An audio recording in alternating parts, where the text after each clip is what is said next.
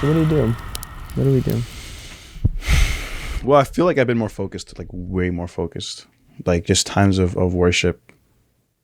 So good. I don't care. I don't care all that much. See, that's just payback for when you said, "Man, shut up." After I was talking, that's just that was my response to that. But in reality, I wouldn't stoop to your level. So actually, You did though. no, but I was just joking. I was joking too. No, but you didn't say you were joking in the episode. But I was. But I am live, but so that the people can see. Obviously, I was joking that time. What do you mean? Obviously, I mean the audience. The audience was like messaging me, like checking in on me, like, "Yo, are you okay?" No, they didn't. Yes, they did. They were like, "Yo, are you okay?" Like that was disrespectful. Like they thought it was the end of In the Fire just from that comment. So I'm here to say that I didn't mean what I was saying. I'm really sorry if I disrespected you. Wait, I'm about to do the thing. I was gonna make this episode. I wasn't gonna make this episode, but I've made a mistake. Can somebody pass me the tissue box? I think I left it over there. Yeah. Yeah. So. And the eye drops for the. I know what happened. I know what happened last episode, and yeah. Was it funny? Yes. This is my apology. This is my apology. Okay. I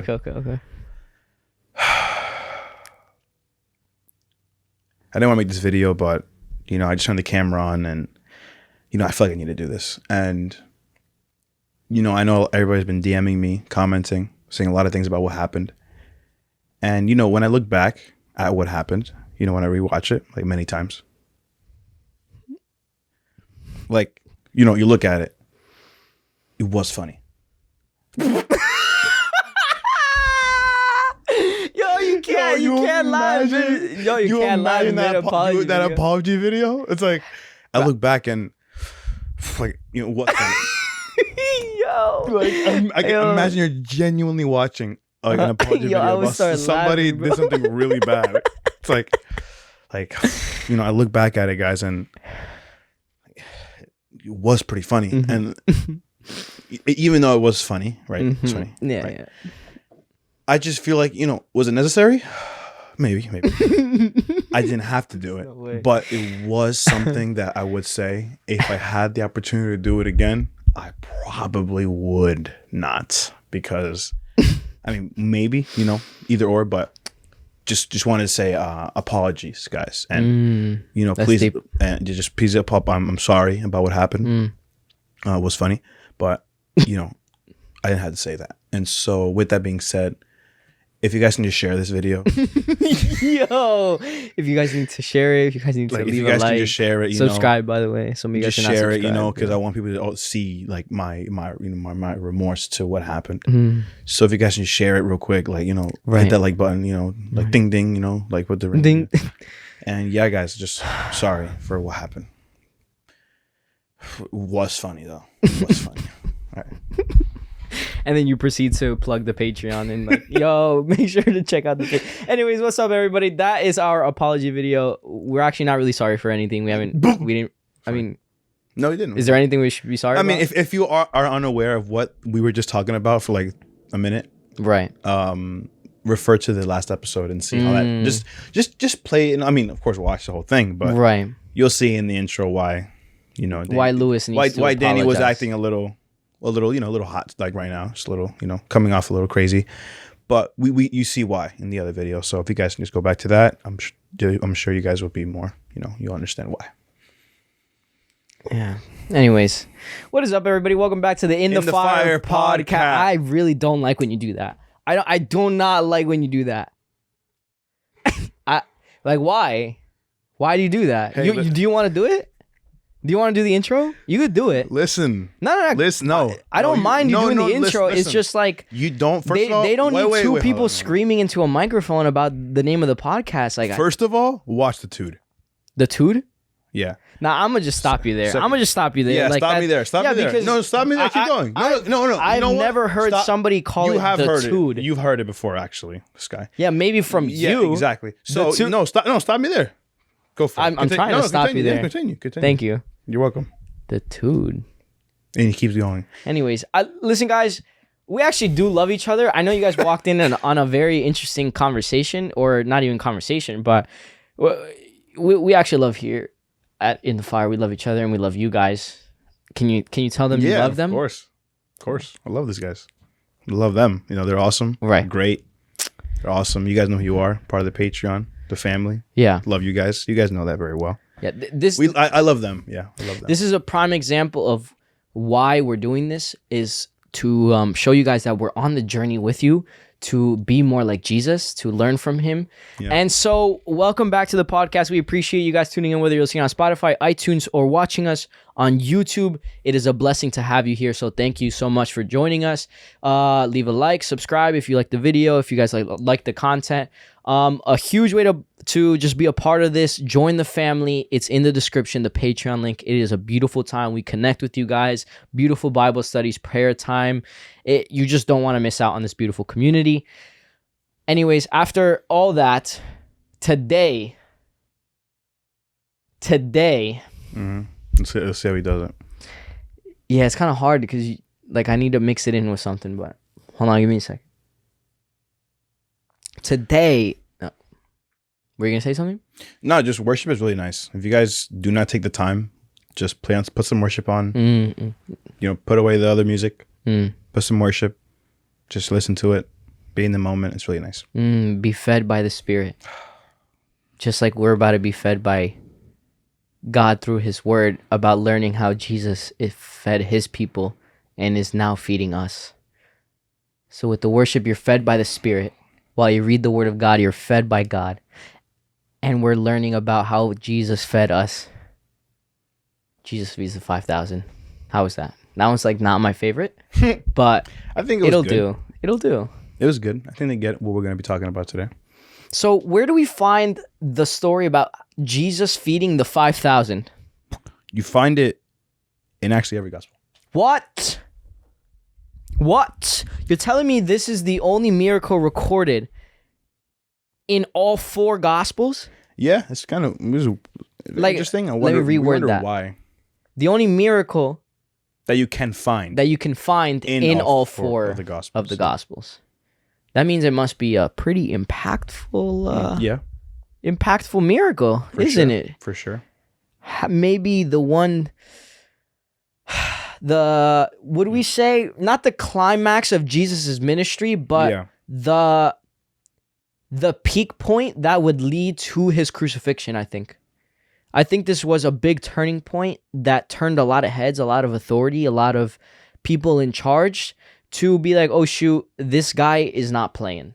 This guy is for real. Definitely one of the biggest, one of the most a lot of people have seen it. And right. See it. Right. Because I mean, there was the healings that he did in quote unquote private. You know, there was healings that he did in front of smaller crowds. But when we're talking about this many people, this is wait a minute. This many people experienced Jesus' miracle and his teachings. That is definitely something to remember and to talk about. And so today, like we mentioned, it is mentioned in all 4 gospels, but we're going to be reading it from John. Yeah. Do we have a specific reason why we're reading it from John? Me personally, I think it's because some of the other gospels, let's say Luke, he does it pretty fast. It's he kind of speedruns it. Jesus taught, Jesus fed, and they were fed. And they left. Oh, thanks, Luke. Yeah. Thank you. But we're going to be reading it from John 6. So if you have your Bibles, pull it out, soft copy, or on your phones. If you're driving, we're going to be reading it for you. If you're cleaning your house with your earbuds in and you're listening to this podcast, I wonder if you could hold your Bible and clean at the same time. Probably not. No. I feel like everybody who was cleaning right now got really startled by what you just said. But can you hold your phone and clean at the same time? Ooh, I know we all done that one. Right. Oh snap! I'm sorry. I'm sorry. Some of you guys have even used your phone in the shower. Me included sometimes. Have we used the Bible in the shower? That's crazy. Definitely not. That's paper. Dang. Oh, I mean, can we read the Bible on our phones in the shower? I guess we could. You know, maybe I'll put a screen in the shower and put Bible verses on there. What do we think about that? Is crazy. It's crazy? Yeah. Just be in the shower, bro. Take a shower. People have speakers in the shower. People have screens. And speakers is kind of cool. They have speakers like, they have those little cases where you put your phone in and it's waterproof and you could use it. Come on. Like, how long do you take a shower for? Just take the shower. Like 40 minutes. Oh. No. I'm not taking a shower for 40 minutes. Okay. It's more like 35 minutes. All right. Jesus feeds 5,000 people. John 6, here we go. After this, Jesus crossed over to the far side of the Sea of Galilee, also known as the Sea of Tiberius. There you go. Maybe. No, it is Tiberius. A huge crowd kept following him wherever he went because they saw his miraculous signs as he healed the sick. Yep. Then Jesus climbed a hill and sat down with his disciples around him. It was nearly time for the Jewish Passover celebration. Jesus soon saw a huge crowd of people coming to look for him. Turning to Philip, he asked, "Where can we buy bread to feed all these people?" Okay, Jesus. He was testing Philip, for he already knew what he was going to do. Bruh. Jesus, why are you doing that? Philip replied, "Even if we worked for months, we wouldn't have enough money to feed them." Then Andrew, Simon Peter's brother, spoke up. "There's a young boy here with 5 barley loaves and 2 fish. But what good is that with this huge crowd?" "Tell everyone to sit down," Jesus said. So they all sat down on the grassy slopes. The men alone numbered about 5,000. Then Jesus took the loaves, gave thanks to God, and distributed them to the people. Afterward, he did the same with the fish. And they all ate as much as they wanted.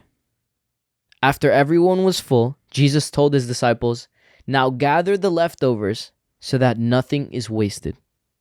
So they picked up the pieces and filled 12 baskets with scraps left by the people who had eaten from the 5 barley loaves.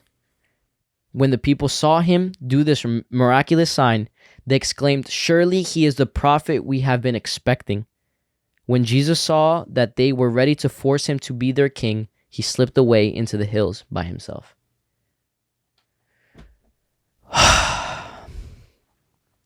Jesus feeds 5,000 people.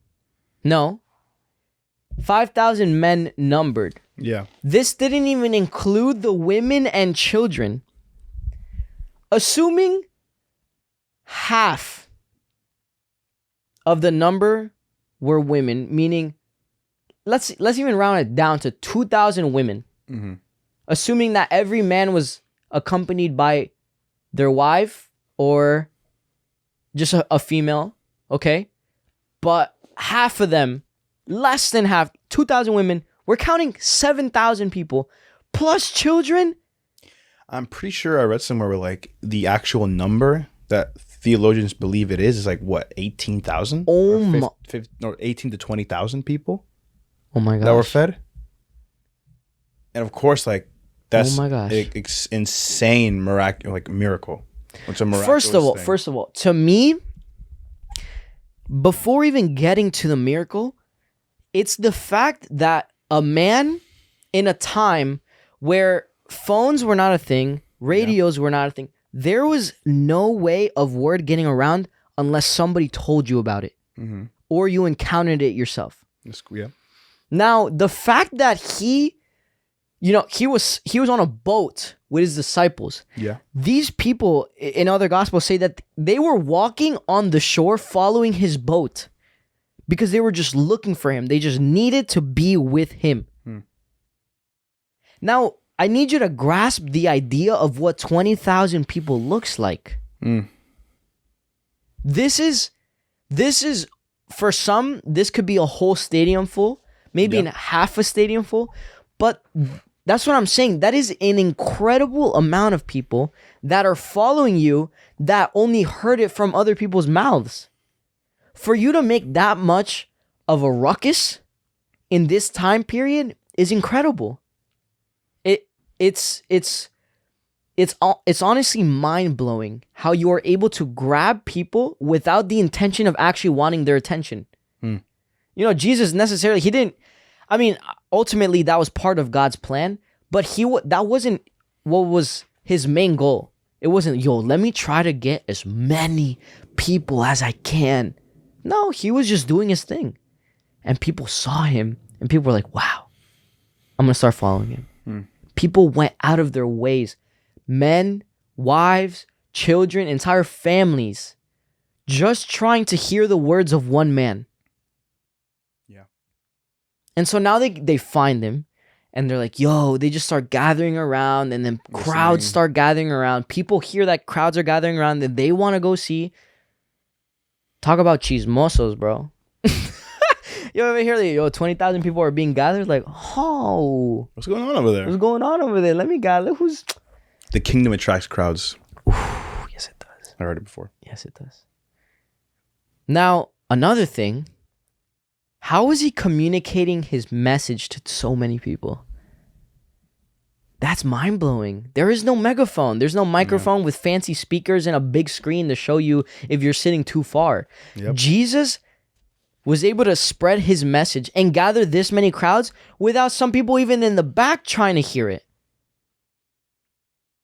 Now, what they depicted in the show The Chosen was interesting, and that's probably what happened. I think that's a possibility. And in the show, if you haven't seen it, what he tells them is to spread out throughout the crowds. And so whatever he would say, the disciple closest to him would say it back. And then, it would just start climbing its way back to the back. That's insane. Talk about a delay. Like, yo, my live stream is delayed. Like, yo, that message, Jesus said that like 10 minutes ago. A person's words. So like, I need to hear what this guy's saying. So much that you wait for people to like transfer what the person said through people. And then it gets to you. How powerful does your word have to be for that situation to happen of 20,000 people? Yes. Of the possibility of the disciples being scattered around the crowd. Yeah. Just yelling at what they hear from the person behind them. Would you go on a 2-day walk through hot weather, limited food and water to go hear a man speak? To then do another 2-day walk back? Now, I don't know if it was 2 days. Maybe it was longer for some, shorter for some, depending on where you lived. Following this man on a boat? Bro, talk about paparazzi. This is like the ultimate... It just blows my mind thinking about it. And like, I'm not... How captivated do you have to Exactly. Be? It's like this man had audience retention on lockdown, bro. This guy I wasn't even thinking about that. Yeah, it's yeah. Just no, natural. He wasn't. It's like when you have the words of life, like people hear it. They gravitate towards it. They need it. Yes. It's like many times, like in the Bible where it say, yo, this man speaks with true authority. And it's like a lot of people, sometimes we can have like preachers that like speak and we're like, wow. Yeah. And it's because of the Holy Spirit working through them and because of the way they live, right? When you live so surrendered, like people see that, they see your fruits. Yes. And so, Jesus having a limited Holy Spirit, like just being the Son of God, you can imagine hearing Jesus speak and you're just like, what?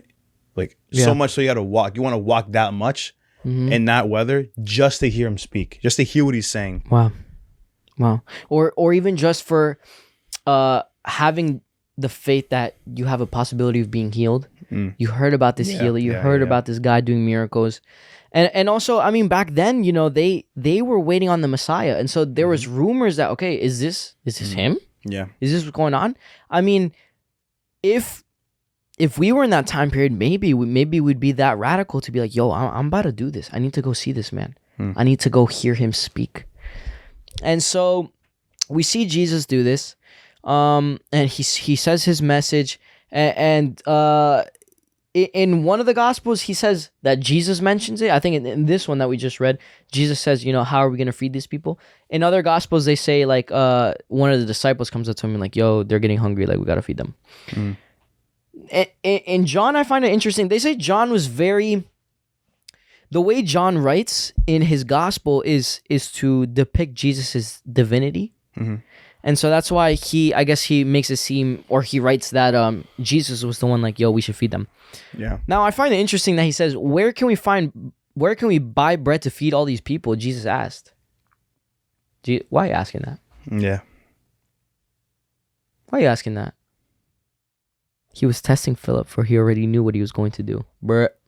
Poor Philip. He really failed the test. I mean, wouldn't we all? No, of course. It's interesting because like you read that, and then because of like the past, like what the disciples have already seen him do when it comes to the healings and all like the past miracles that he did before this, like the expectation or what we hope is that when he asked that question, Philip would be like, "You can do it. I believe in you."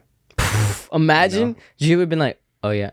Right. Oh, good job. Good job. I didn't think you were gonna answer." But then like like the way he responded was so like, which is not a bad thing because that's what we do. We think about it like using our own wisdom, physically. Like, okay, what can I do? What's gonna happen? And so of course he starts thinking about it like that. Like, okay, so how are we gonna get the money for this? Do we even have the money? We can't. Like he was he did his own calculations about it, right? Like we would need this much like month. Like I think another version is like a year's wages or something, 2 years wages. I don't know if it's 2 months. Was it 2 months? Else. 2 years? Something. It was just it was a large amount of time. A large amount of time of work for somebody to have the money to buy these people food. No, I'm pretty sure he said even if we did work this much, we still wouldn't have been able to. Yeah, so like the way he's thinking about it is, but at the same time it's understandable. Of course. But he's thinking about it, like in a physical, like kind of like a worldly, but like just how can we make this happen? But then it's like the whole thing is like he's asking the question. And the hope is that we can say, okay, God, I believe you. I know you're going to do it. But then we think the way we think. Yeah. And so it's like, it's a choice of like, okay, I'm going to, whatever it is that like, I need to happen, that I know God can do. Like, it's like you want to do it your way and the way it's, like the way you think about it. But it's like, like doing that, but like replacing it with like, okay, God, I know you can. Right. And so that's kind of what I see there. It's just it's an ultimate test of faith. What I find interesting is how much of a big deal this was made. I put myself in the shoes of the disciples, and maybe it's because naturally I'm a very stress free, or I try to be as stress free as I can. Mm-hmm. You might say that's my faith in God. You might say that's just me being too nonchalant about things. I don't know. But in my opinion, it's like, wait, why is this such a big deal? Yes, if we feed them, they will stay longer. But then again, my selfishness wants to say, that's not my problem. In The Chosen, I'm pretty sure it was like they were there for nights. Was it like 3 nights? It was a couple days that Jesus was preaching. And so it was like, okay, you guys have been here long enough. Like, we gave you a word. We gave you truth. We can't really feed you. We don't have the money or the resources to feed you. Like, you got to go find your own stuff. Like, everybody here works, or everybody here like could make some sort of money. Like, go get your own food. Go home. Go cook some food. Exactly. And so, but I find it interesting how they make it a big deal, where it's like, no, we have to feed these people. We have to. They took it upon themselves. They took the responsibility to have to feed 20,000 people. Let's say 5,000, just so we don't butcher the number. Yeah. Let's just assume it's like 5,000, but we know it's more than that. They took the responsibility upon themselves to feed that many people. Why? Was it because they were that desperate for everybody to know about Jesus? Was it because they wanted to feel empowered and be a part of the mission? I don't know. But the fact that they made it a big deal was interesting to me. Wow, like maybe they just care that much about the crowd? I don't know. I mean, of course, Jesus was the one that said like, what do you say? Like, oh, where can we buy bread to feed these people? Right. But then I think what the other version it says like, oh, like, these people have to go home because they have to like eat. But then Jesus is like, you feed them. I was like, so I don't know. It's like the different gospels have different the way they say it. And so in one version, like another gospel, I think he says like, you feed them. Like Jesus literally says, you feed them. And then it's like, first of all, I don't got money. We don't got food. If we would need a lot more money to buy food, So I'm not sure how you want me to do this, brother. That moment when the whole friend group is broke and you're like, yo, can you pay for me? Yo, can you pay for everybody here?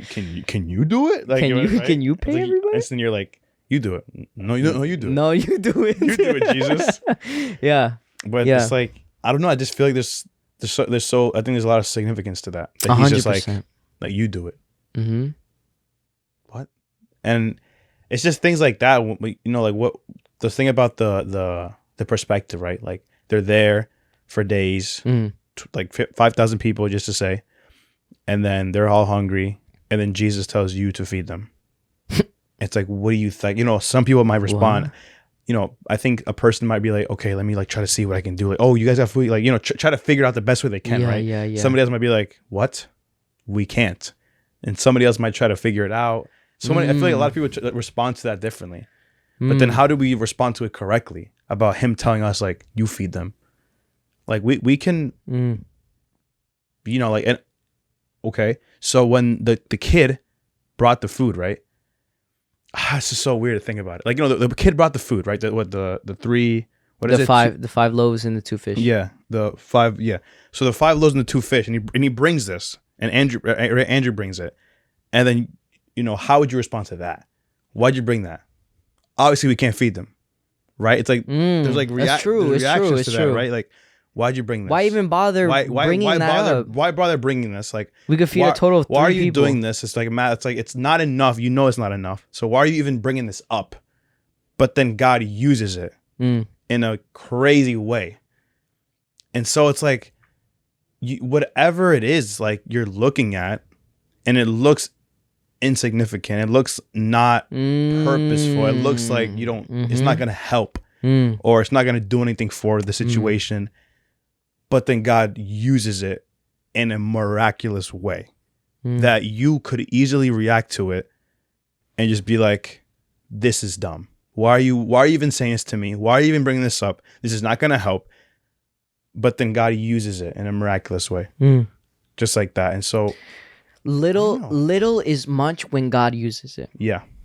And so I love that you brought that up, because it's like, how do we respond when God gives us a calling and we don't feel qualified for it? When God says, I need you to start this ministry, you start looking in your pockets like, I'm sorry, did you just bless me with a bunch of money and resources and people to start this up? Wow. No. So how do you want me to just go feed them? What? What do you mean feed them? I have 5 loaves and 2 fish. What are you talking about? Feed them.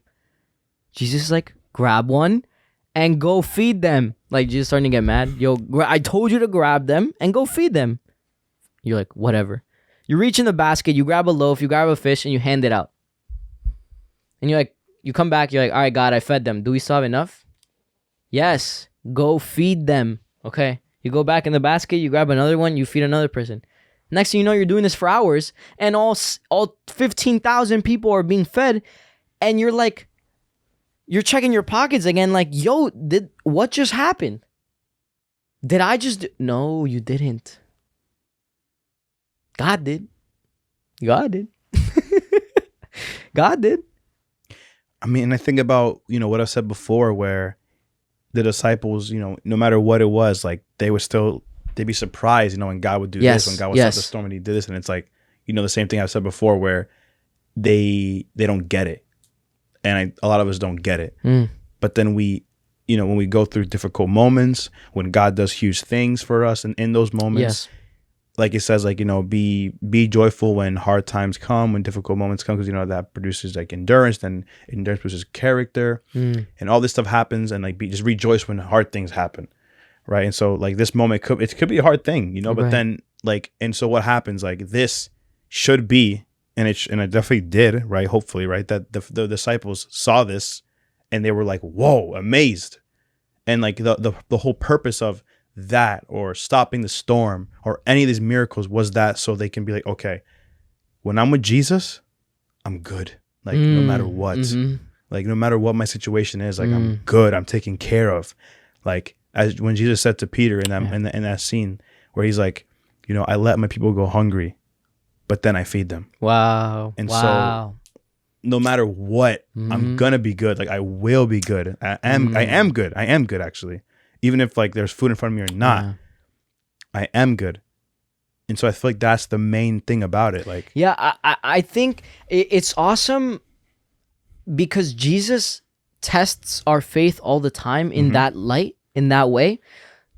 He could have fed them earlier before they got hungry. Yeah. He didn't have to wait until they were starving, but he did. And how many times does that happen to us in the lives we live now? Where we think, God, I'm hungry. I'm hungry. I don't know how I'm going to do this. And I know so many people listening will testify and can testify that it feels like God waits till last minute. That's like, all right, yeah, God always comes through. But we always want it in our timing. And we get worried like, things aren't happening. Things aren't moving. Why isn't nothing changing? Why am I not being fed? You will be though. God lets you go hungry so that you grow in dependency and trust in him. Because if all it took was one day of being hungry, it wouldn't have been that impactful. But he made them wait a few days till they got really hungry. Yep. So that he can do what he does best, what God does, and he always comes through. And this is something that God has done over and over in my life, over and over again. And yet I'm like the disciples. I am in awe every single time. I stress beforehand. I'm like, God, how am I going to figure this out? Yet he always comes through. Every time. Every time I look back at God's track record for my life, and this man has dropped checks at my front door when I needed it most. When I had $20 in my bank account and I did not know what I was going to do next and how I was going to pay the bills that I had to pay and everything. A check shows up at my front door. What? What am I supposed to say to that? I was over here praying, God, like, why isn't this happening? Why can't I find a job? Why can't I do this? Why can't I do that? And a check shows up at my front door? That's the equivalent of him feeding me from 5 loaves and 2 fish and having 12 baskets extra afterwards. Now what does this do? This grows our trust in him to always come through. The next time, I really pray that I remember that he always comes through. And every time that a friend is going through it and struggling with it, I wish to be able to tell him, don't worry. God always comes through. And what's the thing that always happens? We forget. We forget. And we have to be reminded. And that's why in Deuteronomy, God would command them to have festivals about what would happen, right? So they With won't the forget. Passover. And so Moses would say, and so when your kids say, what does this mean? What does that mean? You can say Jesus or God, God like brought us through Egypt. He did all this stuff for us so that you can remember. And something too that in this passage, if you go down, right, like later, like the people, they keep following him, right? And so Jesus starts talking about what it really means to follow him. And he says, starts talking about the bread, like he's the bread of life, all this stuff. And so these people are like, we want this bread. And so after this miracle, this whole crowd, of course, is amazed. They're like, oh my gosh, this guy is actually giving, the blessing of food, free food, he's providing for them. And so they continue to follow him later when he keeps on talking about, hey, he's the bread of life. And they say, yes, we want this bread. But then he starts saying about like, yes, those who eat my flesh, all this stuff, when Jesus starts talking about that. And so they're like, wait, what?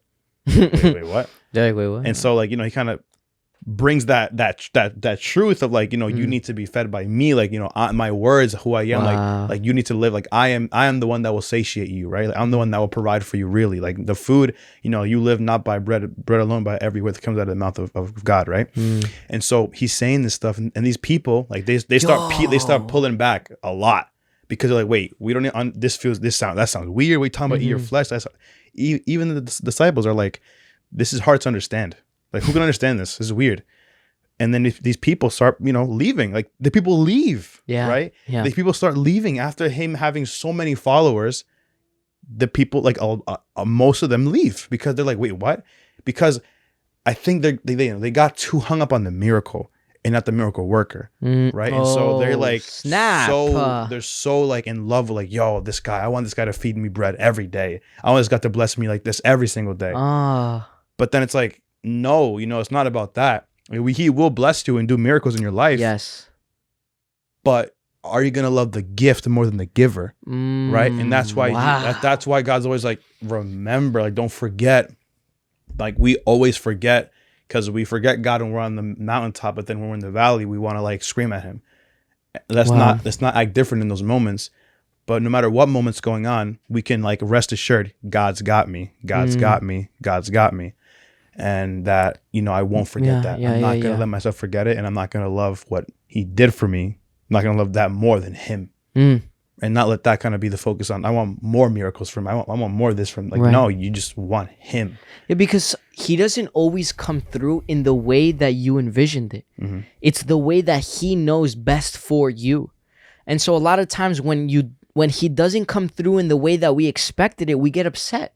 We throw a tantrum. We say, God, where were you? Why didn't you do this? Why didn't you guide me? Why didn't you speak to me when I was asking you for guidance? Where were you? And yet, the more we continue to live through life and walk the walk of this journey in the faith, then we begin to realize, wait, you were there. You did guide me. In the moment, I didn't see it the way I wanted to see it, but you did. And you came through in incredible ways that impact my life in a whole different light. And so I think it's beautiful that he makes them hand it out. Yeah. First, he feeds them spiritually with his words, and then he physically feeds them. I can say, I wish I was in that crowd. Then I could say, I was fed by Jesus spiritually and physically. That's insane. But what does he do? He hands the food to the disciples for them to depart to the rest. If we were his disciples now, what does that look like for us?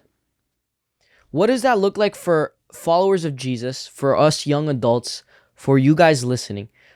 Jesus handing you from the small gift you gave him, from the small thing that you thought was small to work with, but for him was great for the kingdom of God. What you thought was small, and I don't know if I have what it takes to do this. I don't know if I have the resources to do what it is you're calling me to do. But here you go. I surrendered these 5 loaves and these 2 fish. I could have just kept it because I knew this was not going to feed anybody. Right? In my own strength. This is another lesson that we learn here. You're trying to do this in your own strength. The disciples tried to feed the 5,000 not counting God. You tried to do this without including God. But the second they included God and God included himself, he was like, don't worry, I'll take care of it. He worked with the small thing you gave him. And so what does that look like in my life for God handing me bread and fish to hand out? To walk in faith and use the gifts that he's given me to push his kingdom forward. No matter how small I think it is, to him, it's massive. It's game changer. And it's crazy because the curriculum we're doing for the youth is was something is said in one of the videos, which was, it's just really interesting as, whatever. So what it said in that video was, God plus you equals enough. And so always that, and then our conversation right now and the topic we're speaking about, like, you plus God equals enough. Like, that is going to be enough. And no matter how God does it, God does it a certain way. Not just enough, but he had 12 baskets extra. Yeah. The blessing is always like in abundance. In abundance. It's in abundance. When you thought it wasn't going to be enough for even 3 people, he gave you more than enough for 15,000 people. That's the thing about God is not only have I learned that he always comes through for me, but he has ripped apart my expectations that I've always had for him. He's demolished them. When I thought, hey, God, can you just give me this? He gives me the 15,000 people. Yeah. God, can I just feed these 3 people? No, I'm going to give you 15,000. And so he has always blown my expectations out of the water. And so what if I expected more? What if I expected the 15,000? Would he give me 40? I don't know. Probably in that moment he'd probably give you like what, 5? Then just to test your faith. Yo, you're right. Will you still be faithful when you're right? You're right. Just to you're right. You're right. You're right. You're right. Expecting that much, and God actually brings you a few, and you're like, and He's like, "Are you gonna stay faithful? Are you gonna get mad? Yeah. Are you gonna mad? Are you gonna have the same attitude, or are you gonna change? Are you gonna switch up because not a lot of people here? Oh snap! It's like, and then it's like, and it brings you to a place where even if it's a person, one person, or 5,000, your attitude will be the same. And for a lot of us, it won't be. It wouldn't be. For me, it wouldn't be. A lot of us wouldn't be. No. But then it's like the reason why is so that our character, because right, what are we bringing to heaven? Our stuff? No, but we're bringing our character. So it's like our character is being built through those moments. And so like, it's just like, you won't have that character if that doesn't happen. That's good. That's powerful, man. That's powerful. And another thing that I take away from this heavily for my own personal life is that dependency on God. I'm just in a season right now in my life where I just want to be dependent. You know, my prayer time literally only sounds like, God, I need you. I need you. I cannot do this by myself. I can't do anything by myself. I need you. I need your strength. I need your love. I need your encouragement. I need your people around me. I need you in every aspect of it. I want to walk with you. I want to do this with you. I don't want to do this out of my own strength. I can't. I've tried it. It doesn't work. I don't go far without him. I don't go anywhere without him. I can't. And so that dependency of, God, I need you to feed these people. This is your problem, not mine. If they don't get fed, I don't know what to tell you. So this is kind of on you. And it's the same thing, and it's the same thing with the ministries that he gives us, the callings that he gives us. When an obstacle comes and there's a difficulty, are you going to put it on your own shoulders, or are you going to let him carry it? Where it's like, you know what, God? You gave me this calling. You told me to do this, and I know you'll take care of it. So here you go. Isaiah 26:3. You will keep in perfect peace all those who trust in you, all those whose minds are fixed on you. So let me trust you. Let me just trust you. And enough of just saying it, but we need to actually believe it in our hearts, because when you do, that is when the perfect peace can flow in. Because when you trust the driver, you're able to knock out in the car. Just start sleeping in the car. But if you're the passenger of a driver that you know has a bad track record, runs red lights and speeds and gets into accidents and whatnot, you know who you are. Damn, don't call him out. That's crazy. Then and you just don't. You can't fall asleep. You're kind of alert, if anything. But with God, let me sleep peacefully. Let me let God do his thing. I'm simply the one to hand it out. I'm not the one multiplying the fish and the bread. And the fact that handing it out, I feel like there's some value to that. 100%. They're the ones giving blessing first. First, they're giving it out before they're receiving. It's like, you guys go hand out this stuff, and it's like in the moment, it's like they're handing it out. It's like, what's going on? They don't even understand. But it's like the initial thing is like, I'm like, God is blessing these people, like with me, like he's partnering with me to help these people out.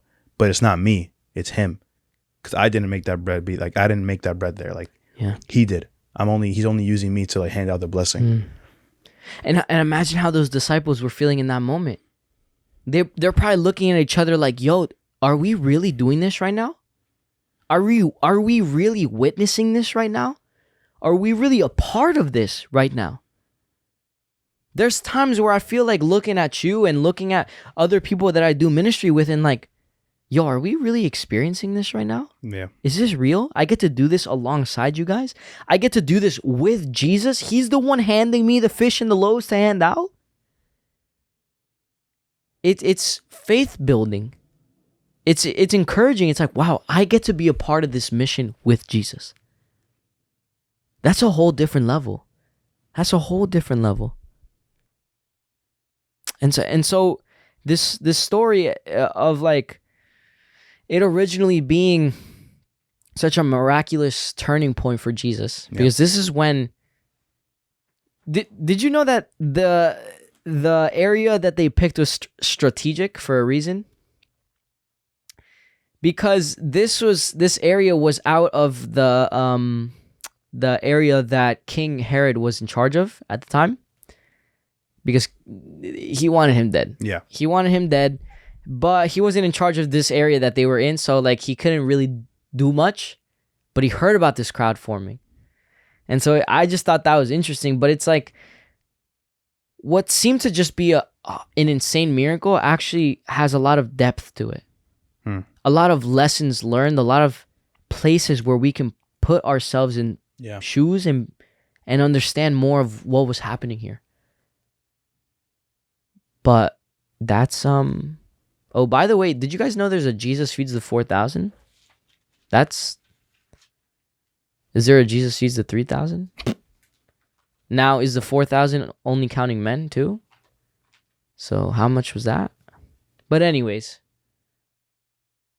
I hope you guys got some awesome stuff out of this story, just like we did. Hope you're encouraged. Yes. Just like in any of the whatever situation it is, like just know like when whatever it is, you're good. Wow. Like you are good. You're chilling. Like in any situation, he's always the same. Man, God, I surrender to it. I surrender you. I surrender it to you. Like think about that. Like no matter where your head is, your mind is, your emotions are. He's been the same before this happened, before it ended, before it started. He was the same with you. Like he's imagine it. Imagine if Jesus was freaking out with them. How are we gonna feed them? How are we gonna feed them? No, he's like, you feed them. Oh, we have a problem. Oh, you feed them. A really scary thing is having a terrified leader. But we know I'm out. I would be like, I'm like, wait, you're scared? How scared would I be, dude? But you go up to Jesus and he's like, "Oh, you have a problem? Oh, okay. Okay. Oh, you're freaking. Oh, okay. You feed them. Wake up, yo, wake up. We're gonna die. What? Peace be still. Do you not get it yet? Crazy. But we love you guys. Thank you guys for tuning in. We hope you guys got some awesome stuff out of this. Let us know what things you want to hear from the Bible and us study about it. We love you. Thank you for tuning in. Check out the other episodes. If you're not subscribed, subscribe. If you're not tuned into our Patreon, you want to check that out. Yep. If you haven't hit the notification bell, you want to do that too. If you haven't left a comment, you want to do that too. We love you. This is huge help. And we'll see you guys next time for the next episode. Peace out, everybody.